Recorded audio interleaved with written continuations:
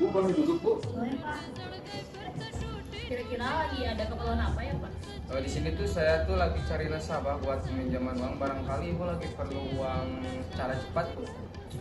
Kebetulan sih saya lagi butuh uang buat anak saya yang lagi sekolah. Kira-kira ini pencairannya cepet gak ya, Pak? Cepat kalau di sini mah, Bu. Nah, kan buat pencairannya itu cuma satu, Bu. Persyaratannya cuma KTP, nggak ada jaminan lain. Mudah banget ya. Terus gimana itu pembayarannya? Ibu mau minjem berapa kira-kira, Bu? Kira-kira untuk sekarang masih 500 ribu aja sih, Pak. KTP-nya boleh dipinjam, Bu?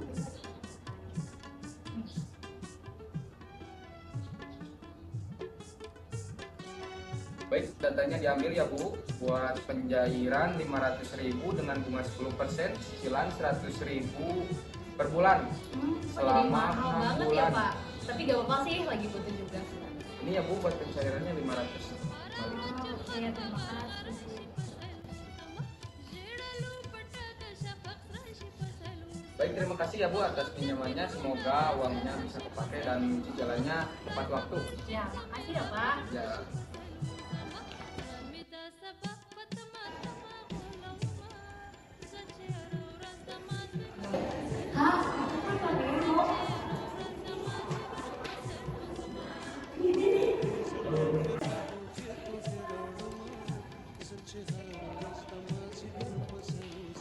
Dek, tolong ini di depan ada Bang Emo. Terus aku gimana, Ma? Bilangin ke Bang Emo-nya kalau misalnya mamanya lagi gak ada. Oke, Ma. Assalamualaikum. Dek, mamanya ada? Nggak ada. Ma, mamanya nggak ada.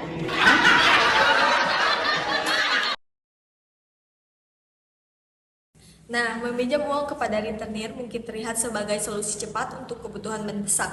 Tetapi di balik kemudahan tersebut tersembunyi banyak kerugian yang bisa berdampak serius pada kehidupan finansial dan mental seseorang. Dalam cuplikan video tersebut, perspektif sistem keuangan Islam. Praktik rentenir ini bertentangan dengan prinsip syariah karena melibatkan riba atau bunga yang dilarang dalam Islam. Mari kita bahas lebih mendalam terkait dengan sistem keuangan Islam.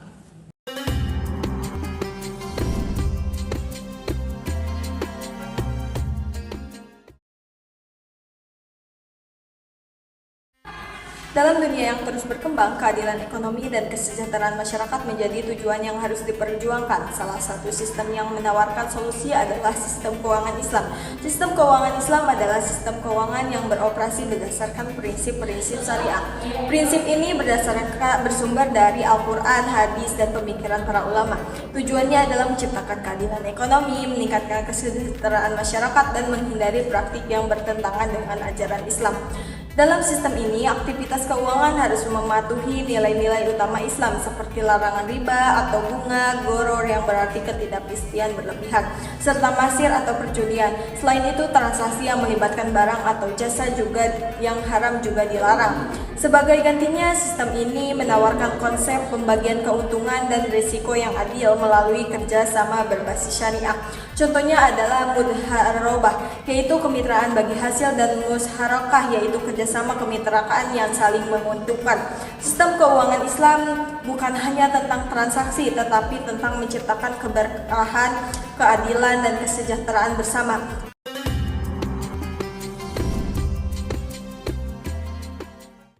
Sistem keuangan Islam dibagi yang pertama yaitu harta sebagai amanah, di mana seluruh harta adalah milik Allah Subhanahu wa taala dan manusia hanya mengelolanya sesuai dengan syariat. Lalu yang kedua, Rasulullah SAW yang merupakan merupakan pemulai dari sistem keuangan Islam ini, di mana beliau menghapuskan riba dan juga menegakkan keadilan. Lalu yang selanjutnya ada pedoman utama dalam sistem keuangan Islam ini adalah Al-Quran dan Hadis, yang dimana di dalamnya terdapat larangan seperti halnya riba dan juga gharar. Lalu yang keempat yaitu universal, di mana sistem keuangan ini berlaku global, tidak terbatas oleh tempat ataupun waktu. Yang kelima ada pemerataan kekayaan, di mana terdapatnya instrumen zakat, infak dan juga wakaf yang membantu mengurangi kesenjangan. Yang keenam ada transparansi yang adil, di mana transaksi ini harus terbuka dan sesuai dengan nilai Islam. Yang ketujuh, tujuannya tiada lain adalah untuk kesejahteraan, di mana berorientasi pada falah ataupun kebaikan dan juga kesejahteraan umat. Tujuan utama dalam sistem keuangan Islam ini, di mana yang pertama yaitu menghapus sistem riba dalam transaksi, yang kedua pemerataan kekayaan untuk mengurangi ketimpangan ekonomi, dan lalu yang terakhir yaitu yang ketiga adalah mendorong pertumbuhan ekonomi yang stabil dan adil. Mungkin dari itu bisa kita simpulkan bahwa dalam sistem perekonomian yang berbasis syariah memainkan peran penting dalam kehidupan manusia, terutama bagi umat muslim. Lembaga keuangan Islam berfungsi sebagai fasilitator dalam menjalankan aktivitas ekonomi yang sesuai dengan prinsip-prinsip syariah, memberikan kemudahan dan peluang untuk berbisnis dan berinvestasi.